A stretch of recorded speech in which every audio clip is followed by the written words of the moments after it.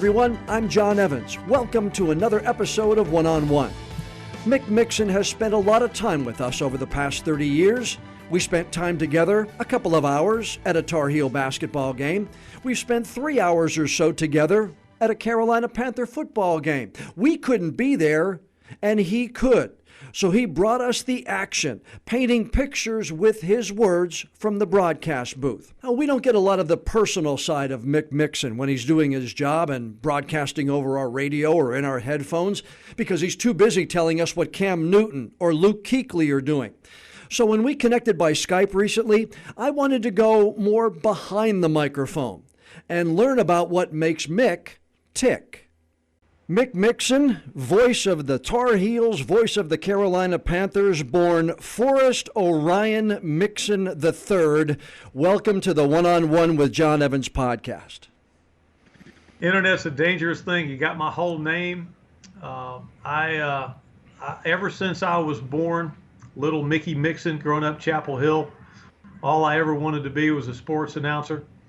Isn't it great to live in North Carolina, John, where we got the rich history of great broadcasters and a great TV station like WECT serving the coastal area so selflessly for so many years. So thanks for having me on. How you been doing?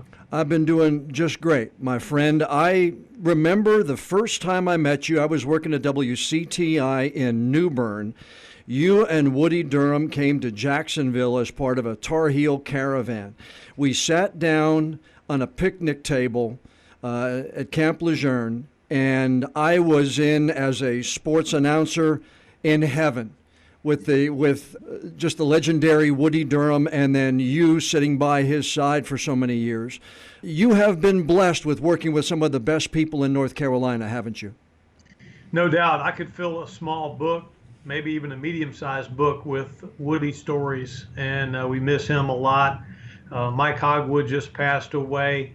Rich Brenner, not long before Mike. I mean, I'm just kind of going through some of the great names, people who helped pave the way for us, and Woody was amazing. And I remember that day. That was a hot day in the late spring, I think it was. And I remember talking to you on that picnic bench. And Jacksonville was phenomenal. It was a great trip to Camp Lejeune, and think about Woody a lot. He was a hard worker. He was a grinder, and he loved Carolina. I mean, I think one of the reasons that Woody was popular, not only was he vocally gifted and he was technically proficient, but also, John, the games were personal to him. The quality of his life was affected by whether Carolina won or lost.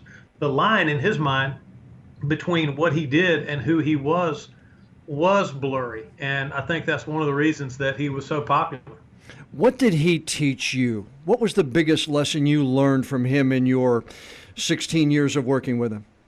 Well, you couldn't out Woody, so you couldn't out prepare him, although it was fun to try. You couldn't outwork him, although it was fun to try. Here's the one thing I learned from Woody that stays with me, and I do a poor job, I know, but I try to pass this on to younger broadcasters, men and women with whom I come in contact.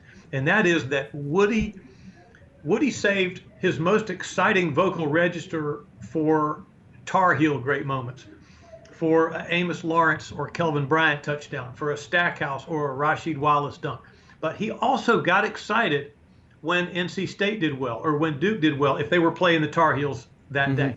And he believed that the game deserved that the audience deserved that everybody knew he was 100% UNC through and through. But he broadcast the games with a journalistic balance that I think caused people from other schools to want to listen to him. You felt like if you couldn't get your own network and you got Woody, you were at least going to get a fair shake on the game, even if you were Wake Forest, NC State, Duke, Georgia Tech, Maryland Bent. And it seems, though, that when you would do the ACC tournament, you did all the teams. So, in essence, if they couldn't get their own play-by-play guy, they would hear Mick and Woody during the ACC tournament. So he was really an ACC guy second, especially during the tournaments. I would put him right up there with Skeeter Francis, with Bob Bradley at Clemson, with Frank Whedon at NC State, and there are others. I would put Woody right up there with one of the great treasures of the history of the Atlantic Coast Conference. After one ACC tournament, John, the Blue Devils had won. Tar Heels got knocked out early. Duke cut down the nets, as they did quite often. So Woody, with the vest that allows him access to the court, he goes out there to get interviews. And Mike Krzyzewski sought him out and did a one-on-one interview with Woody, possibly even prior to him being interviewed by Bob Harris on Duke's own network. Nothing against Bob, but I think Coach K recognized in Woody, here's somebody that cares passionately about his craft, just as I do about mine in Coach K's mind. Growing up in Chapel Hill, when did you get the bug to want to be an announcer? When did you get the bug to want to do sports? Well, what first had to happen was my mother, Sandy Mixon, she had to smoke and drink so much during my gestation that I was cheated out of the genetics that were to propel me to a great career on the court or on the course or on the field. So once I realized at about age 10 that genetics was the most unfair science in the world and that I probably wasn't going to be coming in out of the pen to provide left-handed short relief and throw that stink ball in there and strike out the side on 9 pitches, then all I ever wanted to be from that moment on was a sports broadcaster. Growing up in Chapel Hill, being able to hear, I'm 60 years old, so I got to hear Bill Curry. I got to hear the Mouth of the South call games. And then when Woody took over in 1970, 71, he was not well received at first because everyone was used to the homespun, grandfatherly, your crazy uncle, the warmth that Bill Curry brought to the airwaves. Not that Woody didn't have that, just that their styles were different. So their voices, along with Wally Osley, Gary Dornberg, and of course Bob Harris, Ad Penfield, Ray Reeve, voices like that were the song of my soul when I was a little kid. And then you went to UNC Chapel Hill, and growing up, I got a first job in radio when I was 15. I knew I was like you. I knew that the good Lord gave me a big mouth, and I just had to use it the right way. But I got into radio and then ultimately got into TV. When was your first introduction maybe into radio? Was it at UNC Chapel Hill? Oh, no, it was before that. My father, I did not grow up in the Great Depression, but my dad tried to simulate it at 2313 Honeysuckle Road in Chapel Hill. So I was out lawn mowing, babysitting, doing odd jobs. Excuse me, when I was 10, 11, 12 years old, I saved my money and bought a Webcore cassette tape recorder. And with that tape recorder and a lot of those cassettes I still have, I'd be embarrassed to listen to them, but I still have them. There's me pre-teen interviewing my dog, interviewing my sister, interviewing my mom, interviewing neighbors, doing mock broadcasts. I was that kid that would not shut up. I'm sure I was greatly irritating. I often wondered why my parents consumed so much alcohol. I later realized that it was probably my fault. Oh, but, come on.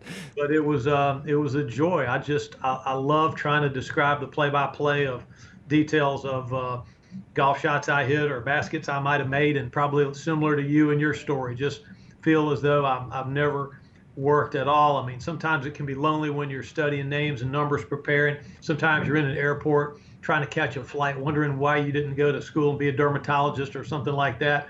But for the most part, I never have felt like I was ever at work. It's always been an honor to try to connect people to games. And when was the first job? I know you worked for the Maine Guides, the AAA team, and you were at Chapel Hill, but what was your first radio job?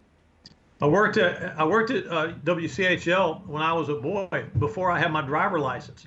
You couldn't do this now, but I would ride my bike through the woods from my neighborhood, Lake Forest, to WCHL. So imagine how professional I looked when I got to work with beggar lice and mud all over me. But I had to get there somehow. So I was 15, running the board, working overnight shifts. I'd work 6 o'clock on Saturday night to 9 a.m. Saturday morning. I mean, tons of hours. And but I loved it. I went to college, did some work at the student radio station like we all did. And then I got hired by a 400-pound sportscaster GM named Eb Gant. Eb Gant had been a boxer. He was a very, very talented sportscaster in Gaston County. But Eb Gant got to where his weight would not allow him to really go up these press box stairs and do the games anymore. So I graduated UNC on May 11th, 1980, a Saturday. May 12th, 1980, I drove to Belmont, And Monday, May 13th, 1980 was my first full day of work at WCGC. Mr. Gant said, son, I don't care if two midgets are having a fist fight in the parking lot of McDonald's. If you can sell the ads, if you can get it sponsored, you can broadcast the play-by-play of that event on this radio station. So that was all I needed to hear. Yeah, I can remember my first job when I was 15. I was playing songs that were twice my age, old Buddy Holly songs.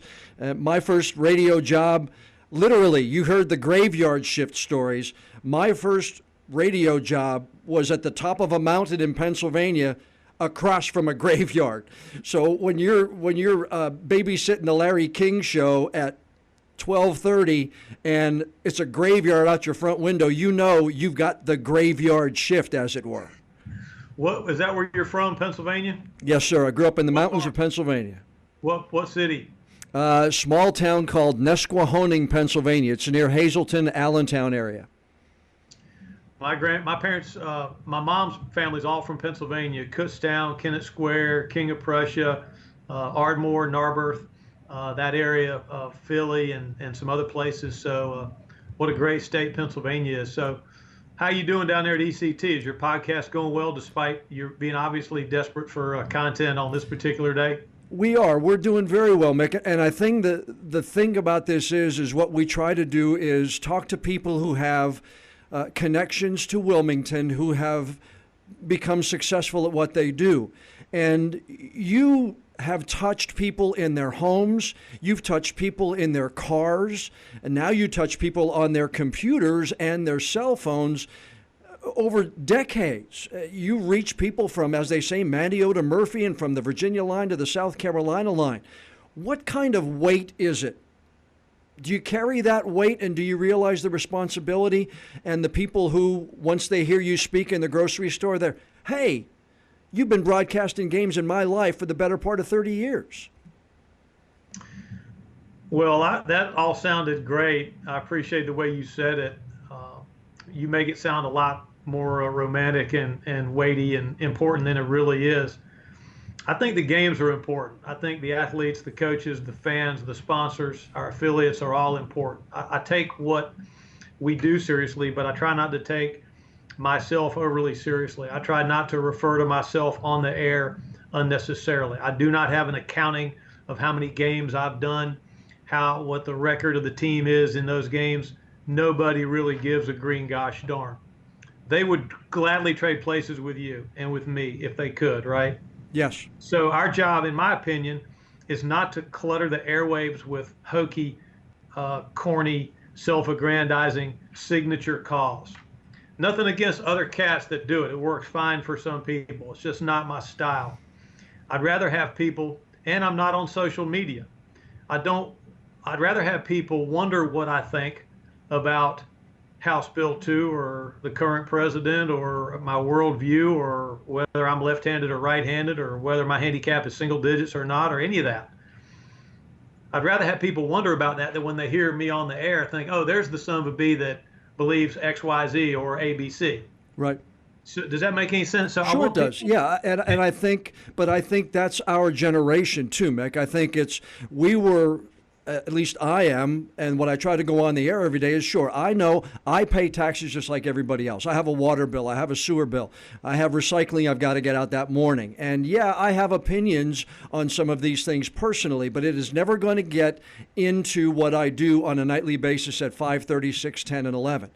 They know what they're going to get from me is objectivity right in the middle, both sides of the story, and that's the way you've painted it for that 30 plus years. Well, I think you're right. Probably it is a lot of it is when we were born.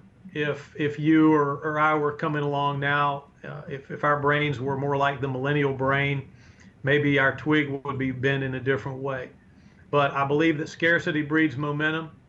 I believe that that the game is the thing.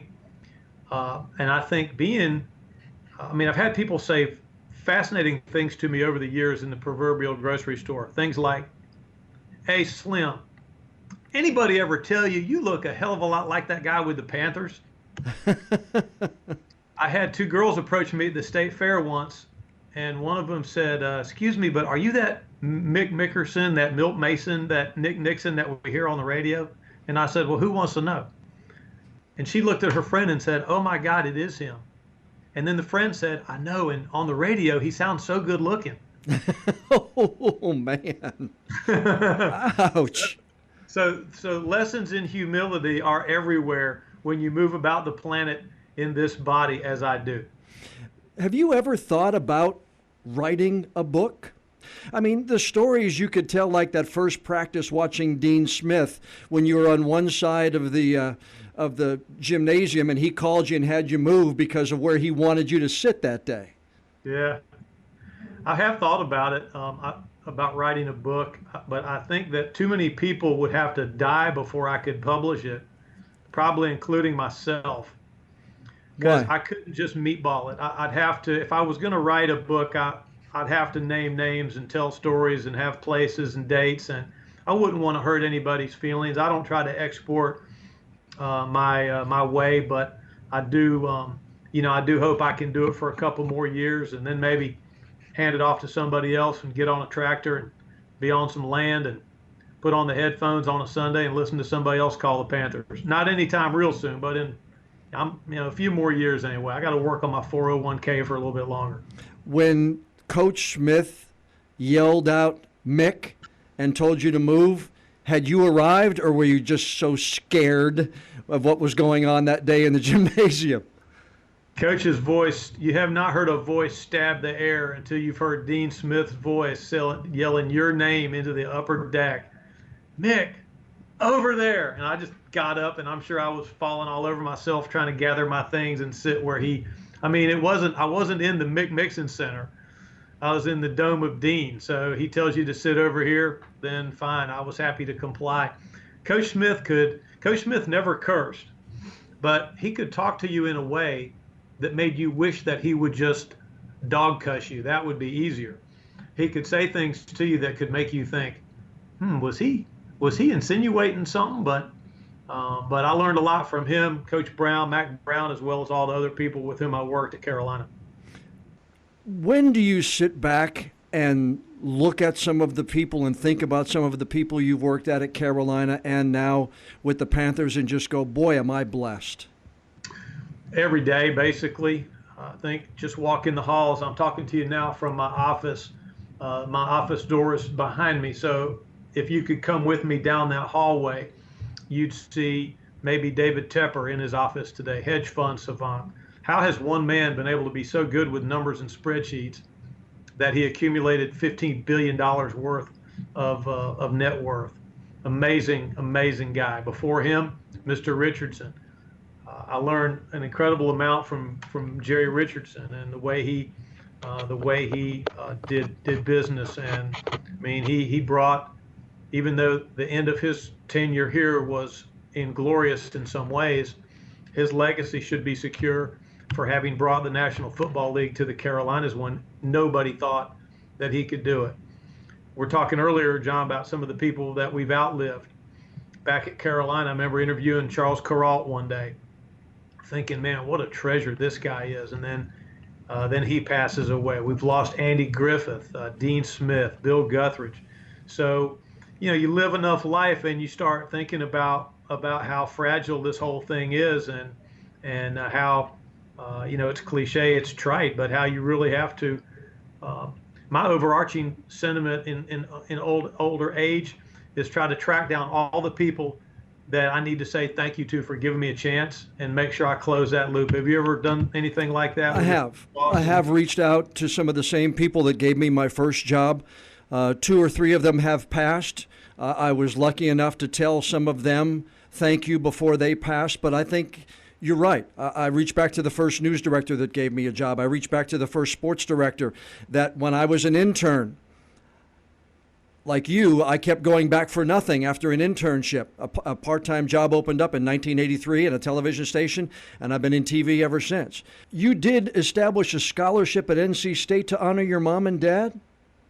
Yeah, my parents died young. My mom and dad died in a commercial airline crash in July of 1989. It was United Airlines DC-10 that crashed. United Flight 232 crashed in a cornfield in Sioux City, Iowa. My parents were both on that flight. So I can't take any credit for setting up the Forrest O. and Sandra S. Mixon Scholarship Fund at NC State. That was done by state, where my dad had gone, and by our friends at NC State. But my sister and I are proud that in some small way their names live on. And do you have any part in that at all? No, not to speak of. I get a letter. We used to have a luncheon, but I'm just going to be real honest with you, because I respect you and I appreciate you having me on. My sister and I probably need to massage it a little bit more. I mean, it still churns out the scholarship money, right. And we get letters that let us know the scholarship winner. But there used to be a luncheon. It used to be more tactile. I used to be able to see the young men and women and be able to tell them a little bit about who my dad was and who my mom was and his passion for science and chemistry and answers for which there was only one answer, and the journey to try to find the answer. So I probably need to get back more heavily involved in that. I did the same thing. After my mom passed, we established something with the Cancer Society to make sure that people who needed money to get from their home, especially in rural areas, to get to treatments, we set up a fund to provide gas cards for some of these people, some of the patients in the rural areas. Like you, I know you want to continue to do that for your family. I salute you for even having that, and I know you're very well going to move forward. How much does it mean to you to MC the Greater Wilmington Sports Hall of Fame event? When I emceed it down there with John Bunning, you talking about a year or two ago? Yes, sir. Great Buntino. That was fantastic.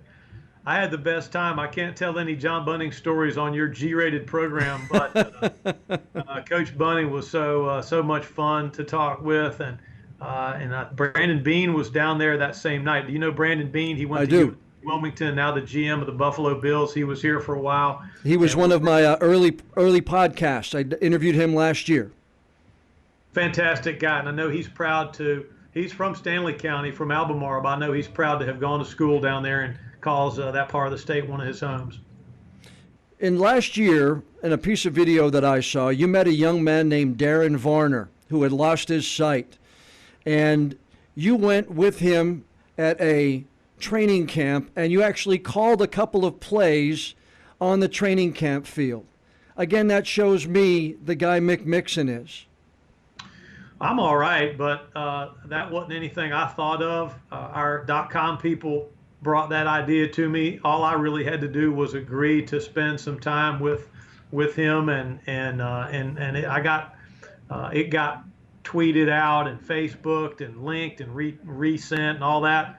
My wife received a lot of emails and texts from people saying what a great guy her husband is, and that made me embarrassed, because he was the star. The blind gentleman that I corresponded with was the star by a wide margin of that piece, that he would allow me into his world, to let me shake his hand. That's what that was all about. So we spent some time together. He took me by the arm, and we walked out toward the practice field, and I tried to describe a couple of plays for him. And I'm telling you what, John, that was a reminder. That was the best. That was a master class for any radio broadcaster of every person who listens to us is sight challenged, even if they see 20/20, because they don't know the sounds, they don't know the smells, they don't know the textures, they don't know the flesh. They may know the skeleton, they may know score, down and distance, time remaining, but it's up to us to tell them what these other senses can gather. And I know we fall short of it every broadcast, but I think about him every time we sign the Carolina Panthers radio network on the air. He told you that he knows more about what's going on than his friends do in the stands of the game when he goes to, because he has the play-by-play in his ear. What a great statement to hear. Well, he was just being nice, but I appreciated hearing that. But we need to do a better job of making sure we don't let him and others like him down. And I asked him during the piece, I said, what do I look like? What do you think I look like? Yeah. Remember that? He said, oh, Mick, you're a handsome guy. And I said, that's right. Now what? You seen it. Tell me something about Eugene Robinson that nobody knows. Eugene coaches, and for those who don't know, John's talking about one of the color analysts on the Panthers radio network, Eugene Keefe Robinson, who played at Colgate, computer science major at Colgate, long shot to make the NFL. Here's something very few people know about Eugene. He bench press. You know, you go to the combine and you do the bench press of 225 pounds. Eugene Robinson bench pressed 225 pounds 2.5 times. The modern safeties could throw it up 25, 30 times. So they came to him and said, "That's all you got? You can only bench press this weight 2.5 times?" And he said, "Look, you want somebody to do bench pressing? I'm probably not your guy. You want somebody to play free safety? Then I'm your guy." And he was a great free safety. Incredible player, 16-year career. How about Jim Szoke? What do we not know about Jim Szoke? Zoki's like, do you remember, I'm a fight fan. I like boxing. So are you old enough to remember, say, Sugar Ray Leonard versus Wilfred Benitez? Sure. Benitez was a great counterpuncher. And Leonard, after one of the Benitez fights, said it was like looking into a mirror. Every time I'd hit him, he'd hit me, and vice versa. Zoki's a brilliant counterpuncher. He's very quick, very nimble with words, turn of a phrase, little subtle jabs. You have to listen carefully to the Zoke because I've thrown flags on him many times, 15 yards for quipping. What's quipping? Quipping, that's when you come up with a quip. When you say a quip on the air, and it's so subtle and so insidious that it almost gets by you. Right. He is the three of you. When did you sense that it was going to be as good a partnership and as good a team as it is? Because you guys really blend well together. Well, thank you for saying that. Coming from you, that means a lot. I appreciate it, John. They welcomed me in. They made a place for me to come in 2005. My predecessor, a guy named Bill Rosinski, who had been here. Bill has this big, robust, muscular, baritone voice that travels around with him, and I wish I could talk like Bill. He's got that vocal quality that I thought about taking up smoking and maybe whiskey to see if I could get my voice to behave like that. But I don't, that voice he has is a gift. I know. So, but you got to do what you do, right? You got to do, to my point earlier, you got to figure out what your style is, what your way is. And so I try to be a good listener in the booth. I'm not a word counter. I don't care who makes the good point, so long as it gets made. I don't care to have, to say, I don't end the broadcast thinking, well, I mean, I was only on the air for 52 minutes and you guys were on the air for that. I mean, that's asinine. But you and I both work with broadcasters that's ego is so out of control that it keeps them from being good teammates and good co-workers. Mm-hmm. Yeah, I have in the past, sure. Yeah. Who were they? Well, I'd rather not say, and I don't think you will either. That's what I thought. When you're at the end of a day, how do you know it's been a good broadcast? Good question. My number one fear in 2019, because of how sensitive we all are now, my number one fear is that I will have been misunderstood, or that I'll have a misstep or an innocent slip of a tongue that will hurt someone's feelings. So the first box that I want to check is, did we create a meeting place? Did we create an environment where people want to come spend time with us beyond just hearing whether the Panthers are winning or not? And did I do that in a way that didn't make people feel uncomfortable? We check that box. Then I go to journalism. Were there any major gaffes? You can't describe what you haven't seen yet. So as much as I want to be able to say if the ball's tipped and intercepted by Davis, as much as I want to have the name right there, that's not always possible. So you can't guess. Right. So so hopefully we've put an accurate presentation out there. And then thirdly would be, was there sufficient detail? I can't stand it. It makes me want to punch my coworkers, my fellow fraternity members in the face when I hear them say, and he throws and it's incomplete. That's not good enough. I've done it and I'll do it again, but I'm mad at myself if I do. Where does the throw go? Right. How did he miss it? Who was he trying to catch? What were the reasons behind why it was incomplete, right? Precisely. And in the moment, I mean, there's not enough time to say all of that in the moment that you're describing a play, but you should at least be able to give the listener a chance at a visual on, okay, he throws and it's incomplete, but where? Was this a fastball over the middle? Was this a rainbow archer down the left sideline? Was this a short dump pass in the left flat? At least give me where. That's one thing Woody was so good at, is during a basketball game, he would describe when the ball was being thrown around. I mean, you knew whether it's top of the key, well out on the left, out between the circles, left, low block, left side, whatever. He'd let you follow along by looking at the game with your ears. As we sit here and tape this today, we're getting ready for the Rams and the Patriots to play the Super Bowl. For those who have never and may never get the opportunity to be at one of those games, what is it like? You were there when the Panthers went. What is the aura around a game like that? Is it different than any other regular season game? Is it different than any kind of playoff game? Paint that picture for those of us who may never get there and those who won't ever get there.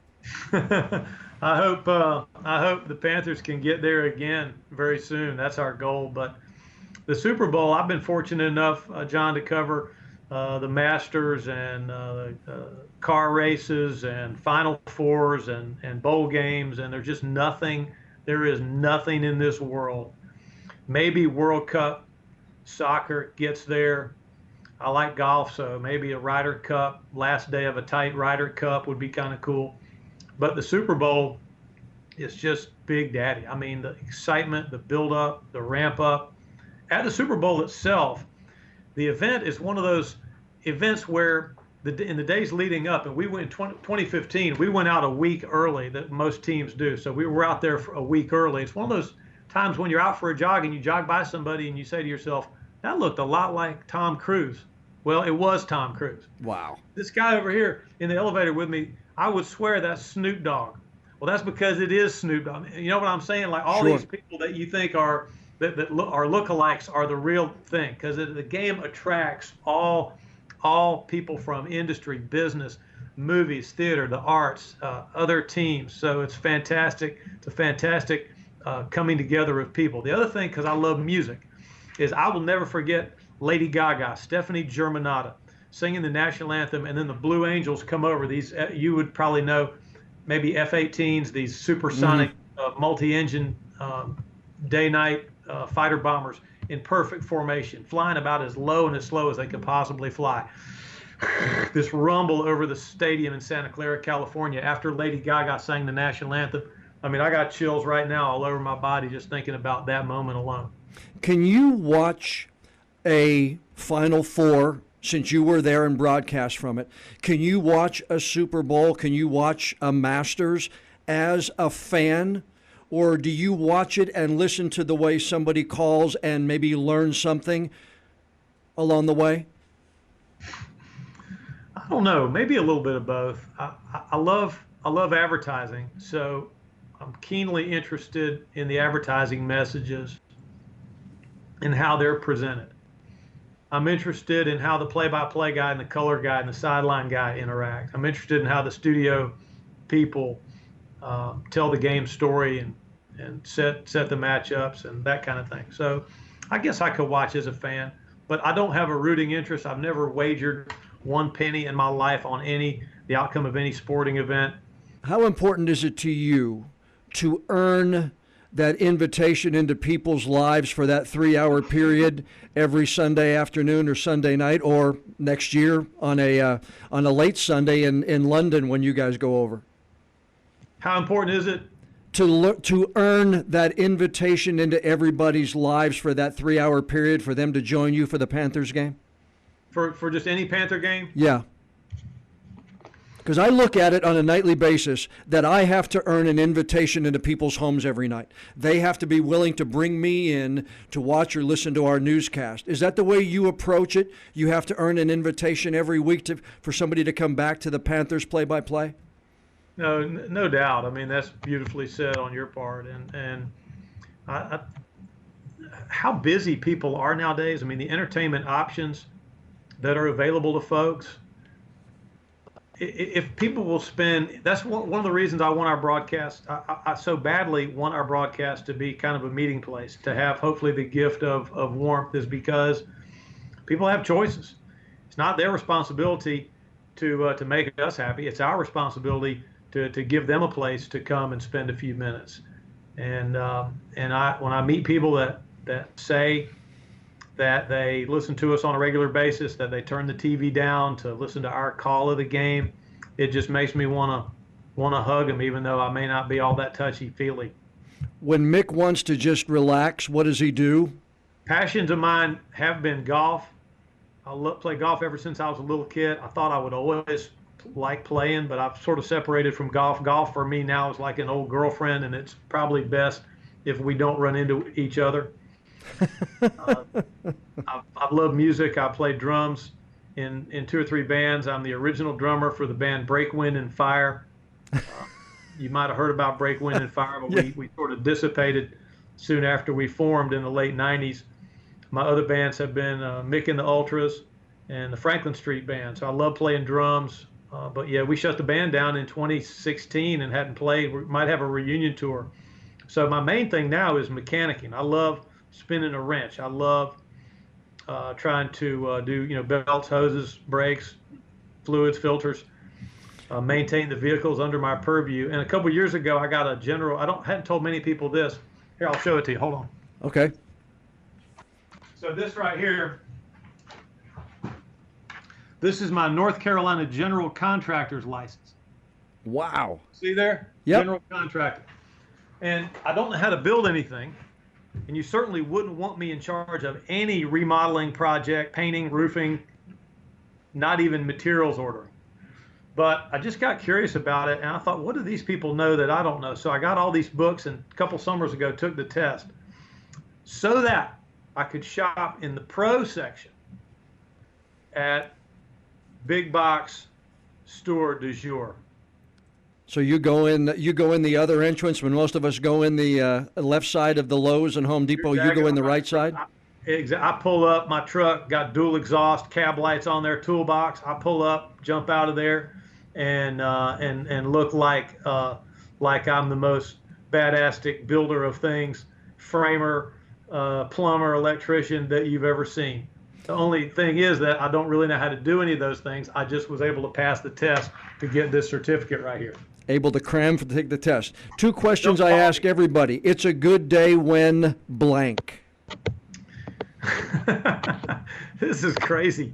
This is your life. I feel like I've died and I'm speaking at my own eulogy. I love my bride more than about any man can love his wife. I'm married to about 5 feet of hell.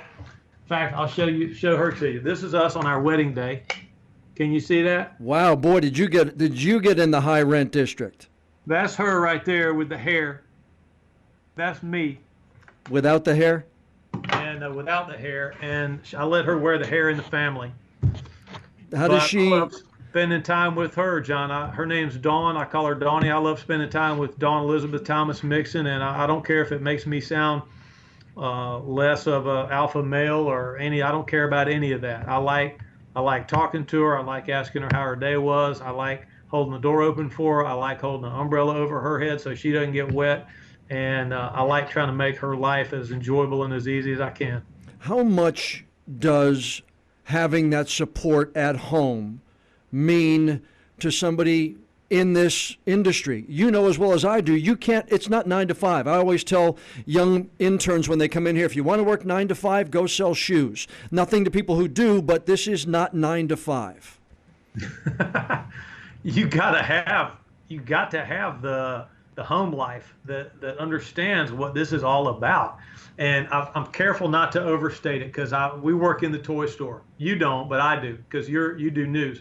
But in sports, it's the candy store, chutes and ladders. Just roll the dice. Let's have some fun today. Let's have fun yesterday. Let's have fun tomorrow. These games are not life and death, but we make it seem that way.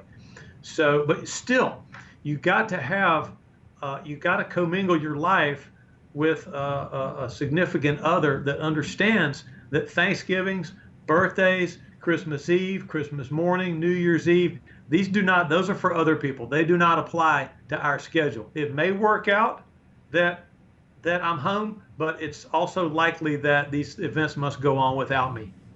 I agree with you. I tell people I married a saint. For 33 years we've been together, and if I'd nowhere near be as successful as it wasn't for Sheila Marie Meyer, who said yes to me 34 years ago, I must say. North Carolina, for the last several decades, is lucky that you were steered away from math and science toward English and athletics. I think you're one of the jewels of the North Carolina, Mick. You've been around in a lot of people's lives for decades. I appreciate you taking the time to join me today.